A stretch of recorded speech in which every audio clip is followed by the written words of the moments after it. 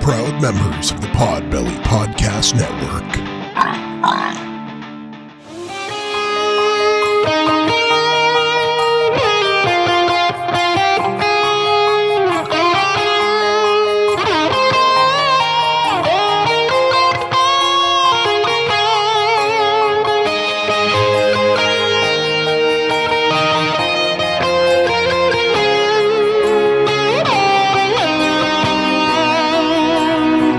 I know you're tired. I know you're hurting.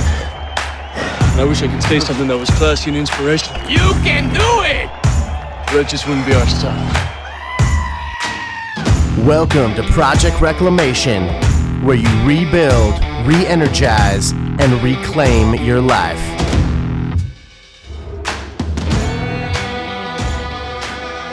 Welcome to Project Reclamation, y'all. Oh, PR, another week of Project Reclamation. You're here with Tim and Steve. This ain't just a regular week, though, man. No, this is a very special week. Why is it so special? Because we have a special guest. Because we got rid of JB officially. It's off the JB 's books. fired. Legally speaking, he has no more rights.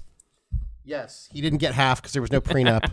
I'm kidding, JB. Or something. No, Never left behind. JB's just, I don't know, whatever, dude. You know what? We're going to keep this thing going no matter how we have to do it, no And matter you know who what can. you know how we're going to keep it going? We're going to go international. We are international for the first time What? ever. Hello? What you're saying, Steve, Tim, are you guys in Europe right now? It sounds like you guys are in Europe the way you guys are recording. No. So this is not a European thing. No. However, there is a conversion rate because we have a very special guest with us from Canada. Oh! So, welcome Mandy to the show. Welcome, Mandy, From our sister podcast, the PIECast, Where can you find that sister podcast at? podbelly.com. Always, podbelly.com. So, Mandy, you want to introduce yourself? Mandy, Tell don't people keep our about dozens yourself? and dozens of listeners waiting. They want to hear your The voice. anticipation is killing them. Yeah, I do PIECast. I do Little Geek Lost, but that's not on the network. But it's my other podcast and my blog and my website and my brand, I guess, everything me. Holy smokes! What don't you do? You do podcasts. I do a multiple lot. podcasts, blogs. You change tires. You do conversion rates. So, I do a lot of costume makeup all throughout the year. I actually physically make like crafts and stuff. I do a lot of graphic and web design. Wow. I do logos for people. wow, that's awesome. I feel very lazy right now. So, were you on the show Face Off? I would love to be on that show. I Wait, love what's that the show Face Off? It's a show on, I guess it would be Sci-Fi in the U.S. It's Sci-Fi here now too, but it's they do like contestants do like costume makeup. Oh, so cool. Oh, I get it. people, yeah. So they do like it'll be like a topic, or there was one that was like Alice in Wonderland but zombies, and then they had to make like that's kinda zombified cool. Alice in That is Wonderland characters, and it's a whole competition. I'd watch that movie, Alice in Wonderland and Zombies. Well, I think you do watch that. You try to. You have two TVs, Tim, and then you just merge both movies together. I just watch Walking Dead and Alice in Wonderland Yeah, at the same time. It and I makes just sense to me. pretend. I've asked you several Yeah. times what you're doing. What are you doing, Tim? You're like, it makes sense to me. Trust me, everything's going to be cool. Don't you worry. Don't worry about it. I'm creating the narrative right So, now. can you tell us about Canadian Tire? It's Canadian Tire It's the greatest is store. our awesome store. It's kind of like a Target mixed with the Home Depot. So you can get like hardware stuff. You go there if you need like stuff for your cars. So, right. Absolutely. windshield wipers or like washer fluid, or if you want light bulbs, or if you need a new like shower head or stuff like parts for your sink, or if you want pots and pans or Christmas decorations or toys or hunting gear, like. So, do they also sell everything. poutine? No, but there's usually a sausage vendor outside. Oh, all right. I have to tell you, Mandy, And- like the greatest thing I can remember when I was a little kid is that my whole family, my mom's half of the family, moved to Vancouver, British Columbia. A bunch of Chinese people running around there, and I'm Chinese as well, so I just got lost. Don't they call it like Honcouver or something? Vancouver, Van City, or Vancouver. Yeah, is what I call it. basically. And short of the long is that we used to go to Canadian Tire as kind of like, oh crap, we ran out of stuff, or all the cousins, all 45 of us used to go to like pack in one van and just end up there. And it was the coolest place when I was a little kid. The best thing is they give you like currency. Well, Canadian Tire gives you has Canadian Tire money, so it's their own currency of their own paper money? money, which they're starting to phase it out to be more like digital, but you can still get the paper money, but it's all 5 cents, 10 cents, 25 cents. I think it goes up to there's a $1 and there's a $2. So if you buy, whatever, something that's $30, you may get 5 or 10 cents back in Canadian Tire money. Could you ever use Canadian Tire money at another store or a vendor? Some stores for a while would take it at par, and then there's out on the reserve, there was one place that was taking it to buy cigarettes. They were taking Canadian Tire money. Now, but it kind of flies under the radar a bit. Do you think we could make some Podbelly money? Do you think we can make that work? Probably. I want to do that. Well, how would you give it to people though? I would, I'd just hand it out and be like, here's your Podbelly money. It's fucking useless. That's so funny. Within the great province of Ontario, there was some insider trading from Canadian Tire money. Yeah. You'd go on the reservations and then you just trade it down or trade it up for some cigarettes, dude. Yeah, there was one comedian years ago that talked about going to some small country in Europe or South America and trying to say it was our Canadian currency, and the little logo guy on it was our president. That's amazing. I will tell you that Podbelly money though, priceless. Is Canadian Tire more fun than Bass Pro Shop? That's my question. I don't know. Well, it's got everything. Okay. Yeah. Bass Pro Shop is pretty cool. I will give it that. They have the giant fish tank. Yeah, that's true. But Canadian Tire's just you can go sit on the boats. Oh, I didn't. Yeah, we can't sit on the boats. I remember we were. Yeah, we would just bring beer onto the boats. You have to imagine this, Mandy. Tim and I were in Nashville, Tennessee for our buddy JB's wedding, and we had went to a Bass Pro Shop or something like that by the Opryland. Yeah, and we were just hanging out there because we were just buying time. And I'm a Chinese guy. I'm a very, very much city person. And I definitely have not done my fair share of camping. I wouldn't even know how to survive out in the wilderness. You give me an axe, you give me a wilderness person, like Bear Grylls himself or whatever, and I wouldn't even know what to do still. I'd be I have no idea what to do still. Mandy lives off the land. Do you really live off the land, Mandy? No. Oh, my God. But hey, if you guys are interested in living off the land, I'm pretty sure there is a podcast on the Podbelly Network that will teach you how to do that. I think it's called Meet Me in the Woods with Jenna Corbett. Well, I would be an excellent guest on that show. Huh? Yeah. What is this? You just rub two sticks together, right? How long it takes for Steve to die, theoretically. Yeah, that'd be a reality How does my Prius show. get up to this hill? Yeah. I don't even know. How do I put chains on my Prius? I don't even know. I love it. Yeah. How do I drive my Prius out here? Can I order food? Do they have DoorDash out here in the forest? Now, Mandy, wait. For our dozens and dozens of listeners, what is your podcast all about? I want to know. I got to know. I got to have our people know about it. It's about pie. Pie, I love it. 3.14. Man, how did he think of that number? It's about paranormal stuff. It's supposed to stand for paranormal investigation and explanation, or I kind of forced it. I wanted a fun acronym for something. No, that's a great acronym. Paranormal stuff, conspiracy stuff, kind of quirky and not super serious, just a fun take on it. Although it was really hard when I had to do true crime episodes and try and make it fun. It's kind of awkward. So then he killed 17 people. Did you know that bleach gets rid of all evidence? Did you know that it only takes 1 pint of hydrochloric acid to melt a body down a bathtub drain? Now, how do you do all your research on all your cool topics? I mean, God, I don't even know. It sounds like, for me, I have zero knowledge of that world. But I just wonder, how do you do it? With paranormal, I guess, investigations, etc. I don't even know where you would even begin, other than just going down a rabbit hole on Google or YouTube or something like that. But that's basically just me. I'm coming from a layman's terms. I would just search whatever the topic is, and then a lot of times I have guests on, and they sort of know about stuff. I had Tim on, and he had a whole 18-page dissertation on our topic. He's been carrying that around for a very long time. He also has not showered, and he wears his long jacket in the summer and sits at the beach just sputtering random mannerism. But while I'm at the beach, I have my metal detector because I might find interesting things. Yeah, exactly. That sounds like Tim. Someday I'll be the old guy at the beach with a metal detector. What was I going to ask you? I forgot. Oh, well. And what is the coolest story that you kind of have dealt with, or one of the coolest things that you have even just been blown away with, even yourself? You're like, whoa. So I did one on the topic of The Secret, and it's actually a really cool. Like the book, The Secret? Yeah, but it's not the secret where it's like how to, whatever, empower your life or whatever that is. Empower your life. It's by called The thinking Secret. Positively, yeah.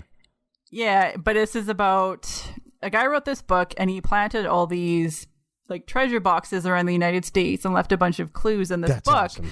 And then the majority of it is actually about like fairies and like this culture of like immigrants coming over to the US, and he kind of wanted to bring light to, the immigrant stories and share their tales and their folklore. But he planted all these treasure boxes and you could find them, and 2 people have found them. I think there was 12 in total. And the first one was like in the 80s, I think it was, right after the book was published. But they have a key that gives you a jewel, and it's worth like several $1,000s. So I think the first one was an emerald or something like that. And people have just been trying to find them, since the 80s. And the guy had passed away, but his family is carrying it on. So they're still out there and you can still track them down. And there is actually 2 episodes of Expedition Unknown with Josh Gates. And I saw the first episode and thought it was a really cool idea. So I bought the book and did more research. And actually the day that I posted my episode, he had an updated episode with more people looking for them. So that was pretty cool. We should go find them. I know. How did you even hear about this in the first place? Oh, from that Expedition Unknown with Yeah, from the episode. So you can buy the book on Amazon, and it's got like all the paintings, and then they match up to, there's like a painting that's like I guess a description of the town and has clues, like a treasure map to where the place is. And then there's little like poems that sort of explain where things are, and it'll be like, where L and R meet, and there's a line or however it's written. And there's actually big websites and forums of people deciphering which ones match to which. And they've kind of figured out where some of them are, and certain, like, they're usually all in public places or parks or hotels nearby and those kind of things. So yeah, it's really cool. And they're still out there. People can still find them. That's so awesome. It sounds like a real life 1980s hit, Goonies. A person just bearing a secret treasure, and then a band of rapscallious boys named Tim and Steven and JB take on this new adventure. With our I don't know if there's one in California or not. Well, it probably already been found. I gotta be honest with you. People are so desperate and hungry out here for just fame or just adventure. It is true. Now, have you found any conspiracies actually about pies? No. Like the Baltimore chess pie. Yeah, it's like this. I don't know what it is. It's like it's not a vinegar-based pie, not by any stretch of the means. I'll have to take a look at it. No. It just sounds. Sorry, that's what I said. It's not like a vinegar. It's not like something gross and disgusting. Oh, okay. I'll find out. I'll do some research on that. I'll do the pie research on that. See, I thought that would be something that it sounds like it would be on Urban Dictionary. Yeah. Yeah. Right on. So you know what movie I wasn't watching the other day? Go on. Frozen 2. Oh. What's up with that? Did that already come out? Wait, you said you weren't watching it? No, I wasn't watching it. Why are you telling our dozens of listeners about the things that you're not doing? Because it's a segue, You're just trying to fill up dead air. Oh, that's what it is. Well, wait, hold on now. If we're talking about segues, well, what are we segueing into? Well, I heard that the snow glows white on the mountain tonight. Well, there's only one person that would know about that, and it's Mandy. She's up in Canada right now. She's the only one that can segue so much snow. Fully. Oh, you know what? You really are the queen of isolation up there. I mean, not to knock you, but just because it's it's probably a winter wonderland up there, right? Yeah, it's frozen. There's a lot of blowing snow today. Is it really? Yeah, down here too in San Diego. Yeah, it's really snowy down here. Misery loves company. It's definitely not 69 degrees. I'm afraid my stove might go out for the evening, and I won't be able to. Steve's wearing a giant parka. Actually, he's wearing a bear skin because he killed the bear. Yeah. Yeah. So, anyways, that's my pathetic attempt at rolling into a segue. Because our topic today is letting go, or we might as well just clickbait and whore it up. Let it go. Let it go. Let it go. Let it go. I don't know. I don't know the words. I memorized the first line so that I could throw it out there. But now, obviously, the first question that anyone's ever going to ask you or anybody here is, have you seen that movie? I've seen it. Is it good? Is it all good. It's cracked up to be? I think so, yeah. Oh, dang. Okay. You know what I will say, I really like Kristen Bell. Is she in that movie? Yeah, she plays the little sister. She's the snowman? No, she's the little sister. And Idina Menzel, she won my heart in Wicked. Love her. Adele Dazeem. Yeah, you're just naming off. Oh names, yeah, who called her that? John Travolta. Wasn't that like for like the Oscars or something? Yeah, that's how John he announced Travolta her. mispronounced her name. Like her name's not that hard to fucking get. Like Idina Menzel. You know, he was probably like, Idina Menzel. I blame Scientology. Yeah, I was gonna go there, but Totally. Yeah. So this week we're going to be talking about the wonderful topic that is for self-betterment and self-improvement of just letting go. Sometimes if you're holding a cobra that's venomous, you need to let it go. That's right. That's an old Chinese. Is that an old Chinese saying? That's an old. It's an old German saying. Oh, it's an old German saying. Yeah, back in the black forest. Oh, okay. Where we have ham and chocolate cake and lots of cobras. And lots of cobras are running rampant. Well, you know, after what's his name chased all the snakes out of Ireland, he had to chase the cobras out of Germany. That's Fun probably story. Right. Yeah, that's probably right. And they went all to Canada. They went all to the province of Ontario. Yeah. Where I think they just love their natural habitat. Then they brought in a bunch of cats to kill their mongooses.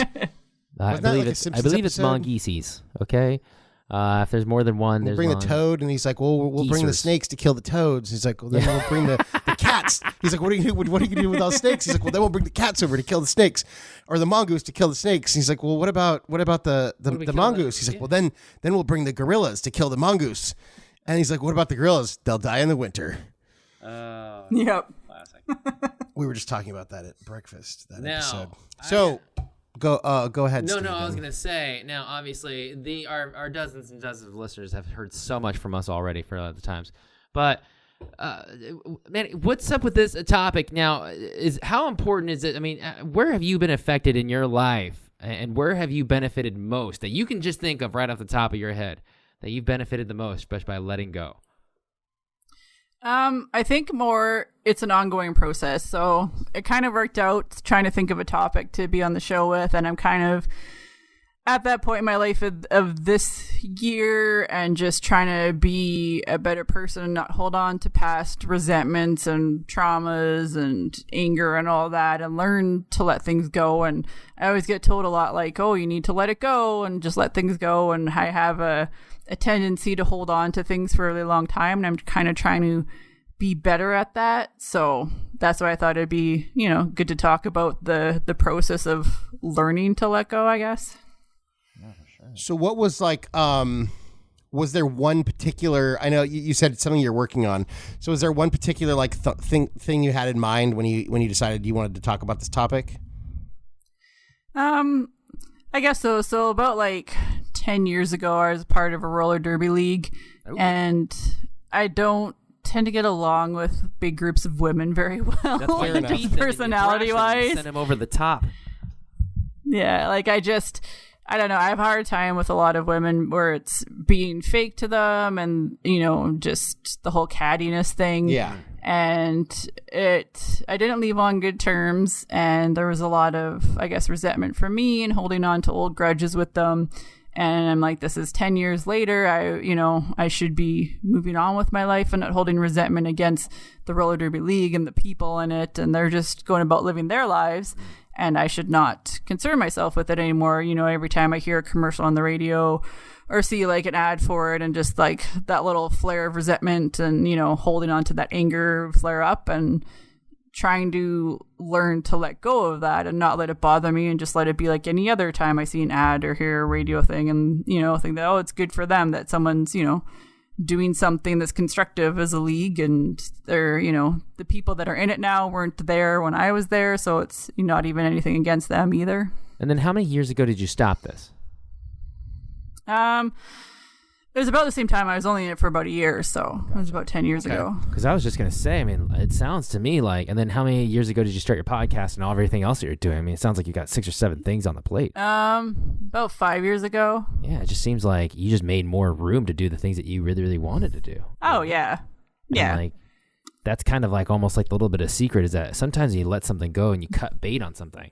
I always feel just like, oh, okay. But then you don't even know. You're like, oh, I'm really, really kind of like maybe mad or sad, or maybe kind of I feel a little bit indifferent and I should feel a little bit better. But then it frees so much more of your time that you're dedicating and giving to something. And sometimes when something's fledgling in the last little bits, I've always found is that like, oh, okay, like in relationships for goodness sakes, when the relationship's like kind of nearing towards its end, I feel like people are just trying to give more and heap more, coal into the fire to keep the flame just alive. And you realize, of your waking day, you're spending 24 hours just kind of, feeding this beast for like 20 hours of it. And you're just so exhausted and you just kind of give and give and give. And then in the end, it still just dies its natural death, or it dies the way it's supposed to, or goes away the way it's supposed to. And you're like, oh, but then you realize, oh my gosh, I have so much more energy now. I have so much more time available. This is great.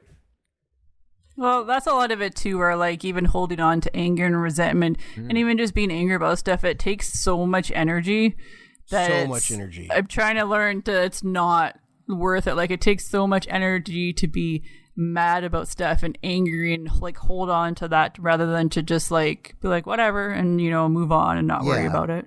Well, and I think letting go is closely linked to forgiveness as well, because I think that sometimes, and a lot of times, like you're not like if you had a falling out with somebody or whatever, you should forgive them, not for them, and they might not even deserve your forgiveness, but by forgiving them and just moving on or letting go, then I feel like it just frees you from that, like that leash or that cage or, those irons that, that person still has control over you if you're just wrought with anger and it's just exhausting, and it keeps you from doing all the cool shit you That's what it is. Forgiving is like, it's for you. It's not for them, because it's you like even just forgiving yourself for letting them, move on with their life or not, being a part of it, and forgiving them. But it's more like for your own peace of mind to not worry about it anymore. It's like, I release you. Exactly. Well, and it's like, you don't get that, you don't get rent-free space in my head anymore, whoever you are. Yeah. You are banished from the kingdom of Mandy. Yeah. Well, the thing too is it's usually one person, right? Like I could hold resentment against the roller derby league and certain people a part of it for 10 years, but I guarantee they're not thinking about me. They don't care about me in my life, so why am I wasting my time and my energy worrying about it? That's Absolutely. So true. Yeah, that's so true. I was reading a book about Dalai Lama, and I know I've even mentioned this like 20-30 episodes ago on our podcast, but it's like if you are angry or upset with somebody, or someone has ruffled your feathers and you're upset or angry or mad, it's almost like it's best to let it go or address that issue, because inherently he said that, the other person, whoever has either angered you, has gone about their day, without them even knowing maybe that they've angered you or upset you, and they continue to go about their life. And so, but you're the one who is truly the one that harbors all the bad will or harbors all the bad feelings, and then it manifests and it grows in you, and it kind of, poisons your soul, poisons your vision on life. From that point on. And it's just almost like, I think his main message was, hey, you got to like let that stuff go and then move forward, or the best you can do is just, say goodbye to it. And it couldn't be more true, especially in my life at that moment, especially for every day. How many times do you walk and you see somebody, you almost cause a near accident or something, just make it up, and then someone throws their hands up and discuss, what do you do? Oh, it's like you're naturally primed to kind of like be negative or at least throw that out there. But I don't know, the best thing you can do is maybe just smile, like, oh, well, there's no harm, no foul, and move on. Well, I think that's part of the burden of, carrying all that shit around with you, is that you tend to at least run the risk of, if not actually do it, you tend to take some of that out on, undeserving people. True. Like the angry person is going to be more likely to yell at their kids or yell at their dog or punch their spouse or get in a fight with someone at an intersection or just whatever. I'm serious, No, dude. I don't doubt it. That's why that road rage is up there. Yeah, because people are so angry. Man, imagine taking Canada 1 or whatever it is, and then a guy cuts you off in a big logging truck. Oh, man. You get out of your diesel engine car or whatever. I don't know. I'm just making up stuff here. I'm trying to include a broader audience here. But yeah, short of the long though, you were involved in this roller derby league, and by the way, I've seen video of these things. I've seen these things. These are pretty badass. That's some shit. Yeah. But whenever you got mad at them, wouldn't you be like, "Oh, that B on the other team, or that B on my same team, boy, I'm not going to block for her. I'm going to block her and send her over the top crossbar thing." I mean, isn't that how you get back at it? Isn't that a way to kind of exude, or at least I guess get rid of your anger there? It was more about like how they were running things in the league and not agreeing with a lot of their practices for stuff, and how certain people or other people were being treated in it, and it was just a lot of like butting heads because it was just like a new league that was starting out, and they didn't really want to hear suggestions, and there was this core little group of women because that's how women are, and they're very cliquey people in groups, and there's their little inner circle, and they don't let anyone else in to have ideas, or they treat them as outsiders and not as part of a group. And so it was more with like how things were running that way, not even a part of games. That was kind of what was getting to me. And you just couldn't take it out in a violent way on the rink. Yeah. Yeah. So what have you what type of violent activities have you replaced roller derby with? I am not violent. I focus more on creative stuff. I was just kidding. I was gonna say you have 75 things going on. You got fingers and toes and all sorts of pots and pans. Trust me, you have found your outlet. Yeah. And she thinks of new podcast ideas like every day. Yeah, you know what's so funny is that you do. It sounds like you do a wonderful amount of research. If anyone's ever interested in paranormal activity or paranormal investigations, I mean, my gosh, it sounds like you're obviously the stop to go to. But you do quite a bit of research. I mean, Tim and myself. I mean, we show up and we have decades of service with one another. We don't do research for this podcast. We tried doing research, and it just sounded like book reports. It just sounded like a dear audience. Oh. But no, it sounds like occasionally we do biography pieces on people that motivate us, and those require research. But for the most part, this is not a researched show. We just talk about shit. We work through shit. No, but with that, it's like, Mandy's like, she's very, very process oriented. And it seems like if something was bothering her, it seems like, that people who are process oriented like that sometimes can just overthink things and hang on to things for too long. Because they say, how could I have made this better? How could I have changed this? How could I have, you ever like get back from, someone sends a line your way and it zings you. It just rips at you. And you're like, I wish I could think of something really, really quickly. And I'm going to fire back at you really, really quick, but I'm not that quick. I'm not an improvisation artist. And then when you're driving home and you're like, fuck it. I just thought of it. I just really, oh man, I can't get that situation. The jerkster called and they're all out of you. I was just going to say that reminds me of that Seinfeld episode. Yeah. the jerkster. The ocean called. So they're running out of shrimp. Zing, we got you, George. And then he thinks about it. He's like, and then when he finally delivers it, then the guy goes, but what? You're their best seller. And he's like, oh man, snap. Yeah. But it's almost like, I overthink things way too much. Like I'll replay conversations in my head. I'll read back through like messages from people and just like reread things over and over. And I'm really bad for that. Have you heard of they have a medicine for that? It's called alcohol. Yeah. I'm just kidding. That's actually a really bad way of dealing with things. I speak from experience. I have anxiety medication, so that helps. So it's something that you're working on, but it sounds like it's something you've gotten better at. Yeah, I think so. If we're focusing on anyone in the audience who may be having the same issue that you were having, what are some things that you maybe did that other people could, what are some reproducible steps that you took to kind of make strides in getting better at letting go of things like this?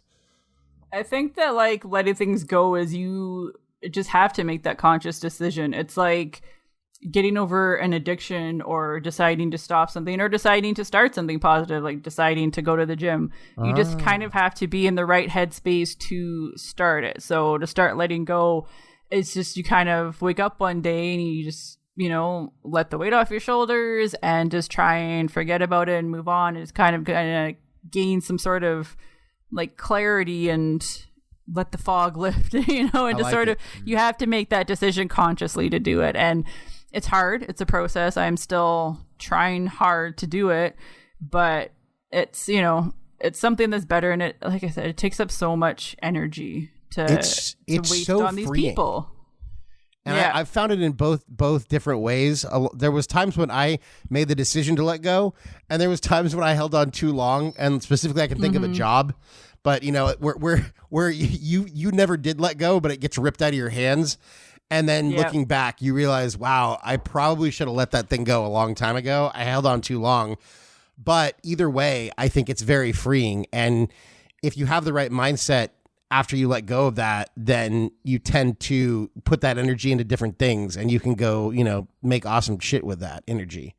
Oh yeah, like and Mandy's the other part of 6 podcasts and her blog and the books that everything she's written else I and do. everything else. I've written 2 books. Have you really? Yeah. What else don't you do? Are they? Did you publish them?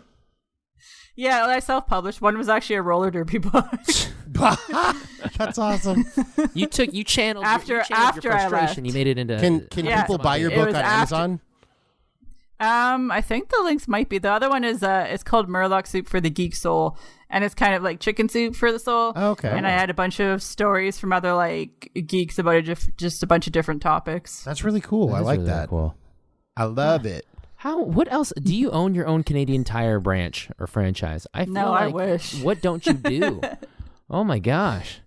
I do a lot. I'm going to need to let this go in the sense where I need to let go of feeling like I'm not doing anything. Well, Steve, you're not. Well, that is another thing. Like I had notes on letting stuff go and holding on to like even letting go of like resentment and jealousy. So, being jealous of my best friend and things she may be doing in her life that are different than how I'm doing things in my life and different career paths and just, how things may be different for her, and not being resentful or jealous of how she's doing things in her life, and just be happy that, that she's doing good and living her best life. And so, I mean, that's another part of letting stuff go too. Yeah, 100%. And I mean, I think letting go of the comparisons of yourself to other people is probably a good one too, for just sure. in general. Like you said, be happy for them. Or if there's someone that you kind of like, if there's someone that has something about them they envy, you could try to emulate that. If someone, if I like Steve's work ethic when it comes to like running and working out, like, so I should try to emulate that a little bit more, Or just ask for advice too. For sure. Yeah. I think that opens up so much more of a conversation. I will tell you this more than anything. I was talking to my sister one time, and I was like, wow, she went to this great school here in the States, and she was always like, oh, I'd always like tell her, I'd always felt inferior to her and like her achievements or something like that. And I held on to that for, it wasn't just like a decade. It was just my whole life. It's like, yeah, I had you went to a good school too, though. No, but like I'm just saying, like this is like when I was, younger. I'm gonna have to ask you off the air because I don't even know what school your sister went to. Yeah, but she went to like this really, really great school, right? And I was like, okay, great. And this is like where my time frame was in that. You went to the school that Michael Jordan went to, bro. Yeah, that's like sports, obviously. So it's all the same. Regardless, you got your degree in the basketball thing. The story is this. If you're listening out here and maybe you have like a brother or sister, like a really, really close family member that just you feel is like so successful, and you're like, wow, how did they do it? Right? And I held on to these feelings. And then one time I just had a conversation with my sister, and I said, hey, oh my God, I'm just not as smart as you. I'm not as gonna be successful. And I had all these kind of things attached to it. I'm never gonna get a good job. And then, mom and dad, they're gonna have to watch out over me for so much longer. And I'm just your kids are gonna have a better school. They're gonna be able to afford all this stuff. And mind you, she hadn't even any kids yet. And she was like, whoa. It's like all these things that I had attached to, because you got into this good school. Look at you. And she said, hey, there are a lot of dumb people that go to this school. Like they're legacied in there. The people have just showed up. Mommy and daddy donated money, right? And you saw that people go to USC now. And I'm not saying USC was a school, but USC people went to school there because they were on the crew team and they sent in a whole bunch of money or something like that. Shit, that's crazy. And so bro. you attach all these kind of your insecurities. You attach on to, if I only had this, if I could only do this, it would be so much better. And it wasn't until she had actually said that I was able to kind of like, oh wow, really? Like I didn't realize like there are a lot of, there are people that are just legacied in here, people that just buy their way in here, people that, mommy and daddy were able to just kind of find a way to get them back to that school. And she's like, there's a lot of hardworking people here, don't get me wrong, but there are a lot of people here that just are here to just go to school. And so when you enamorize like a situation, or when you kind of attach so many different feelings, all of a sudden it's like that whole framework that I had been relying on and using as a literal crutch. That framework of the crutch of like, oh, you're going to do so much better, you're going to be so much better, because of all this one thing or these group of things, it wasn't true anymore. And when I was able to let that go, I was able to kind of live my own life here a little bit and do my own thing. Now, she's still very, very much successful, but I think I was able to kind of realize that I'm successful in my own way now. And that's something that's much more, I don't know, honored or appreciated because I found that value within it by myself or for myself. 100%. Yeah. Well, then you look at someone like, Bill Gates and Joe Rogan. They both dropped out of college. Yeah. Like, it's just, I don't know what their values were. I don't know what they really, really wanted, but You talk to anybody in the whole world, they'll be like, "Oh, do you know who this guy is?" And showing a picture of Mark Zuckerberg, I'm sure. And people say, "Yeah." I don't know who that is. But either which way, or they'll be like, "Oh, that's that was Steve Jobs, or that was Bill Gates. It's Bill Gates." Turtleneck.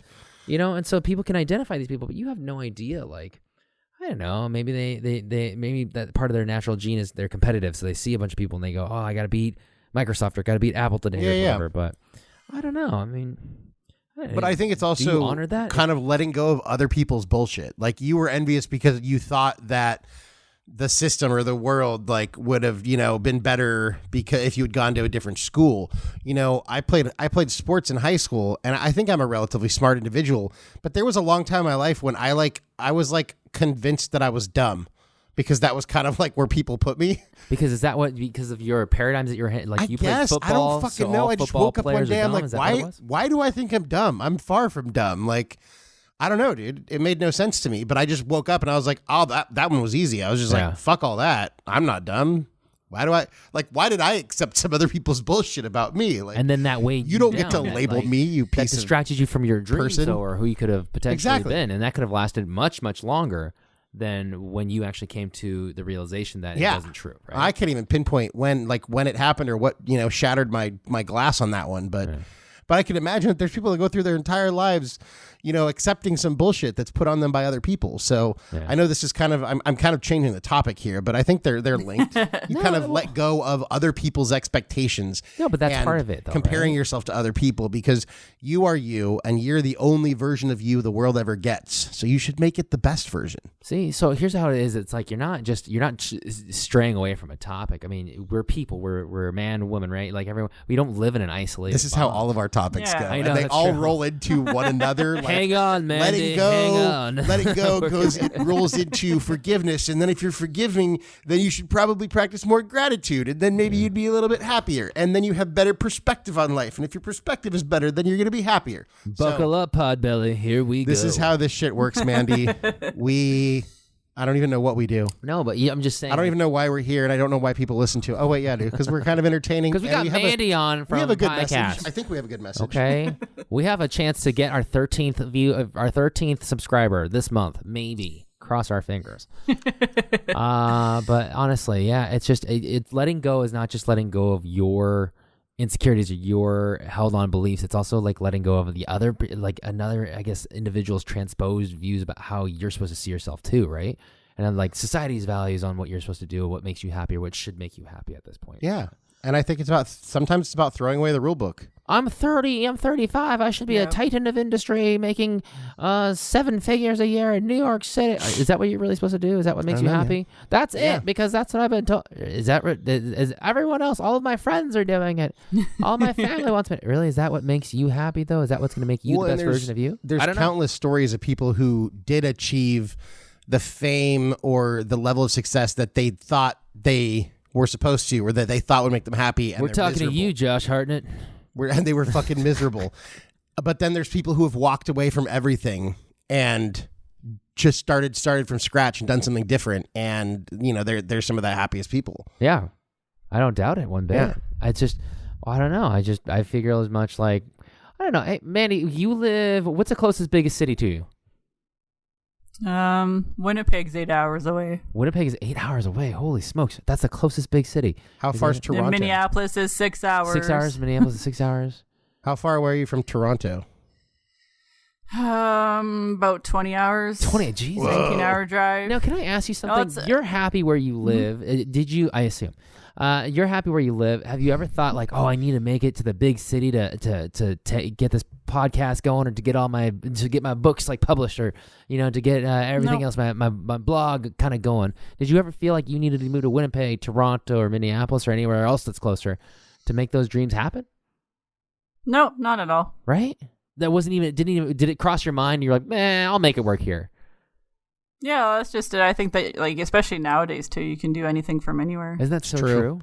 Kind of like you can record a podcast from 2,500 miles away, or however far away we are.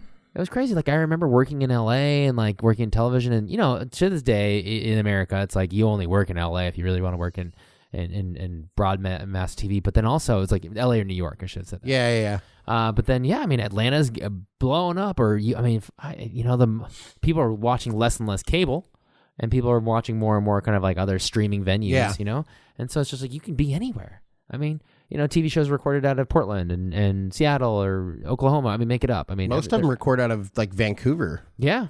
I mean, heck, and Detroit because of the tax benefits, et cetera. I mean, that's kind of world we have now. Yeah, Detroit is just like, somebody please come do something here to attract people to move back. You can buy a house for $100. It would be a deal and a half if you think about it. I mean, really, really, it would be. But yeah, it's just, it's just kind of letting go about, I don't know, the expectations that you need to have this or, you need to be at this point in your stage or age or process to be successful or to be considered successful or happy. That's just, I don't know, it's kind of crap now more than ever. Yeah, absolutely. Well, with that too, it's more like, letting go of your fears and anxieties for being successful too.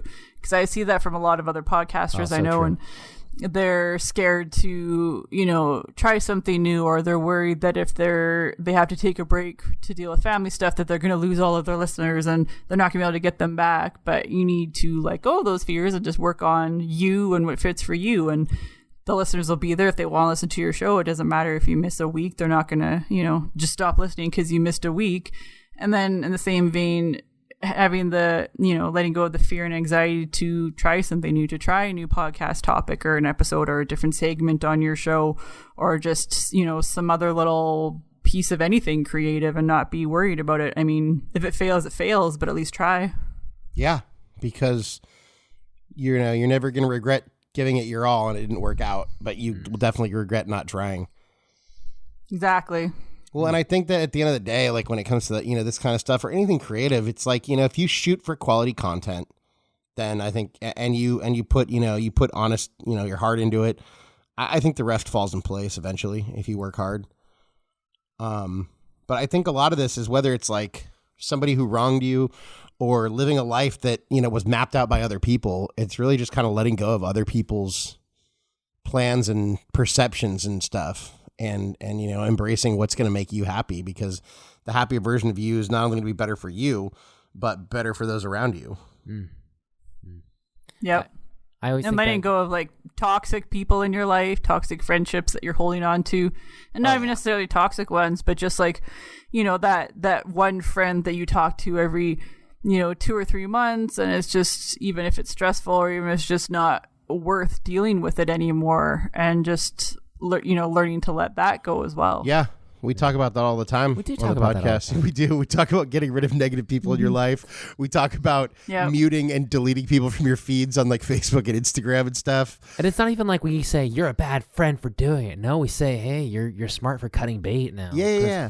If you got that huge marlin on the other end, right, and you're like, oh my God, this is the Hall of Fame marlin. It's gonna get me in all the record books. Oh my God, I'm gonna be the envy of everybody back at the dock.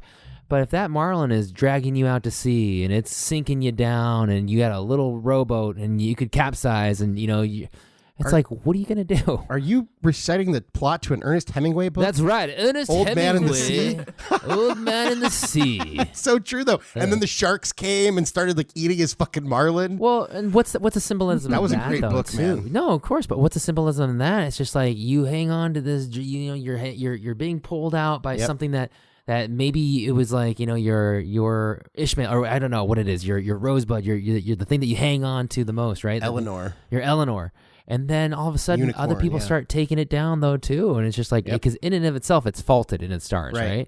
It's like, oh, sharks will eat it. And then like, okay, now you're 10,000 miles away from home. Now it's going to cost you all your energy in the world that you don't have to row back into shore. And it's like, okay, the smartest thing for you in the world to do is... Doesn't the old man die at the end of that book? I don't know, actually. I think he does. The smartest thing for you to do in the world is that when you realize that something's sinking, right? Or maybe that someone's just being so negative that they're now toxic or caustic. It's like, well, what do you do? Do you hang on to it thinking that maybe you can turn it? Sure. There's nothing wrong with that. Yeah. But there's also a point. There's also that tipping point, right? That we kind of talk about a lot.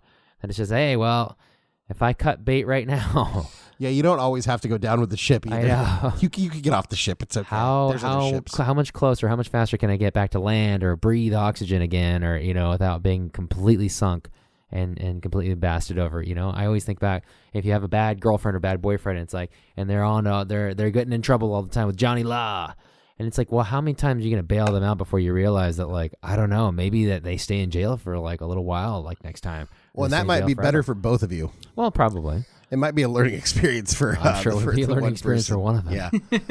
Oh man. So yeah. Dang. Let it go. Let it go. I couldn't have had any kind of bigger, better thought. I think this is a wonderful topic because I love it. So many times people don't.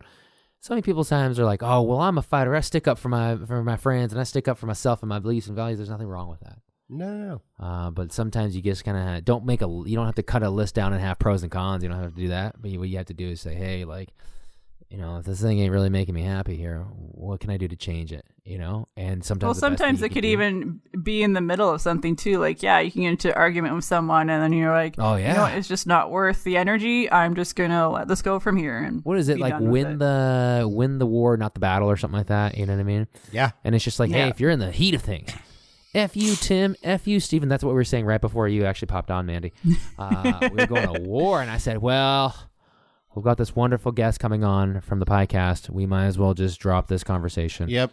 Yeah, I tried to make my dogs attack Steve. Yeah. But then Steve had geniusly brought a ribeye with him, so that turned the dogs to his side, and then it was a big mess. I poured barbecue sauce all over and I threw it on the carpet, and Tim was like, "No, don't do it to my white chenille carpet." Yeah, I do have velvet carpet. That's very, very fancy. This is a very exclusive place. It's very, very exclusive. Anyways, without talking. So, so thank you, Mandy. I think this is an awesome topic, and I think it's cool because it's something that we talk about a lot, but we haven't actually had it as like our main topic. So I dig it. Do you have any final thoughts about this topic, Mandy?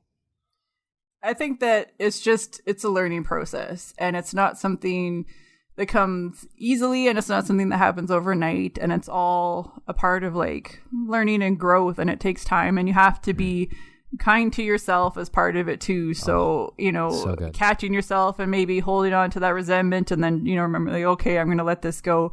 And knowing that it's okay if you just can't let stuff go yet, if you're not mentally prepared for it. It's all a learning process. You touch on such a huge portion of it, I think, more than anything. And I don't want this to pass by without us kind of talking about it just a little bit longer. I apologize. No, but be kind to yourself, right? Yeah. So many times people are like, oh, I'm going to hang on to this thing, even though hang on to these beliefs, images, values, these things that are kind of hurting me, or like, oh, I'm going to hang on to this anger. I'm going to hang on to this bad situation. For what? It's like, I don't know. It's almost like you need to go through that level of purgatory to feel that you've earned the right to be on the other side of it. No, I don't think that at all. And I think you and I are both born and raised Catholic, and sometimes that's inherently in our DNA, Tim, is that like, you must suffer before the Catholic guilt. The puritanical way is to suffer before you reap your rewards in heaven. And I'm like, yeah, no, absolutely. And for the people that believe that, we're definitely not here to like cut on that. But I mean, at the same time, you don't have to destroy the foundations of your own home, like inside of it, to realize that, like, I don't know, it was a good home, before like, oh, I must take it down to the studs before I realize that the foundations were good. Well, I think part of being kind to yourself involves forgiving yourself. Like, you said that earlier, Mandy. So I think that there's so much truth to that. And whether it's because, you slipped a little bit in your, improvement of whatever you're trying to work on, or just in general, like, people, me included, they beat themselves up for shit. Yeah. And it's not, I mean, it's good to hold yourself accountable, but it's just not productive at some point. So I think you need to just kind of let go of that. I'm just going to go ahead and call it self-loathing, because I think to a certain degree, that's what a lot of it is. And you need to just let it go. Forgive yourself. Project Reclamation listeners, I will promise you this. I am not even middle-aged. I'm young and spry. I'm in my early 20s. I'm beautiful. Obviously, this deep baritone. I'm jacked. Yeah, you've been celebrating those early 20 birthdays for a while. Very long time. I'm jacked, Diesel. I'm 6 foot. You're like, 4. It's the 16th anniversary of my 20th birthday. I've been called the Rob Gronkowski of my day. Anyways, regardless. I forgot what I was even talking about. I just was so enamored about myself. Wow. I was so enamored by my details. You squirreled yourself, dude. You totally squirreled yourself. No, but the biggest thing in the world is that you are kind to yourself, and then you can let it go. I mean, life is not about loathing, right? When you wake up every day, I have to argue this, that you weren't put on this earth, or you weren't put in whatever situation you are to loathe and to hate and to carry the weight of 1,000 tons. It's just let it go. Trust me, the best thing you can do in your life sometimes is to, like I said, cut bait. Do you think if I play some part of the Frozen song at some point in this episode that Disney would let it go, or would they just sue us and write us a cease and desist? What's a cease and desist all about? You've already got the mail. I think we didn't use it. I think you're allowed to play like a certain amount. I heard less than 30 seconds or something like that. But that I think sounds wrong, though. We have to put in a different beat to it. Well, you know what? I'll try to find. I'll try to find the version when, when Jimmy is it Jimmy Fallon that does when the Roots they play the songs on the kindergarten instruments. And it's like a little kid's xylophone and like a little kid's like whatever. That's pretty awesome. I'm pretty sure there's like a metal cover of it. Oh, that would actually be probably good. I don't know. I just want the yodeling. I want the polka or the yodeling version of it. I want the version that's only played with industrial tools that you'd find in your dad's garage, like a saw. You want and the like stomp version of drill press. Yeah, like that'd be like I don't know. I would say that'd be called industrial music, but that category already exists, and that's not what it is. I only listen to industrial music. Power tools and shit. So Mandy, where can people find all of your stuff? The Little Geek Lost, your blog, your PIECast. Awesome. Besides Podbelly, what this is, as Sean Evans would say on Hot Ones, this camera. Tell people what you got going on and how they can find you and how you can get all 12 of our listeners to come listen to your stuff as well. Books, the best place to find it. Yeah, the best place to find everything is littlegeeklost.com. Both podcasts are on there as well as my blog and costumes and everything else I do. PIECast is on all of the podcasting apps and on social media, and I'm on Instagram and Twitter at Cherry Cyanide with 2 N's. The extra N is for extra awesome. Oh, I like tagline. It. and I will say, Mandy is very active on Instagram since. That is the only social media platform I actually use. That's the only one I know about. But I do see lots of Mandy's posts. So if you guys like someone who's fun to follow, Mandy's definitely up there because she posts a lot of material. Unlike myself, who you're lucky to get one post a day from me, and that requires a lot of effort because it's not really my thing. But I try, guys. I try. Wow. So that's pretty much it. Dude, awesome. Couldn't be thank more you so much, Mandy. It was fun having you. Well, thanks for having me. Yeah. I know. We dig the topic, and so for all of you who have anything that should be let go, hopefully you got something from this episode. You're hearing it from 3 people who are all trying to get better at it. We've all done it, but we could probably do more. So it's a learning process for all of us, just like everything we do here. So with that being said, thank you all for listening. Go check out podbelly.com. You can go check out our website, projectreclamationpodcast.com. I just added a bunch of sections. I added a section where we throw in some of our favorite workouts. I added another section where I started putting up some of our favorite recipes. And I split that into healthy and not so healthy. So that's kind of fun. And then I realized that Men's Health does really good product reviews for stuff that, well, I guess not just guys, but people, but they always I'm not going to spend $3,000 on a watch. I'm not going to buy the $6,000 rowing machine when there's better ones for better value. So I think we're going to start reviewing some products or something that are more kind of better for your value. Anyways, so you go check that out. Go check out littlegeeklost.com and you can find all of Mandy's stuff. Steve's falling asleep, so we're going to let you go. Oh, shit, falling asleep. That's my eyes. My eyes are naturally like that. Too. Oh, turn it into me being racist. I get it. That's funny, Steve. So everyone, have a good one. Until we speak again, be good. Peace out. So what I believe you were trying to say is thank you.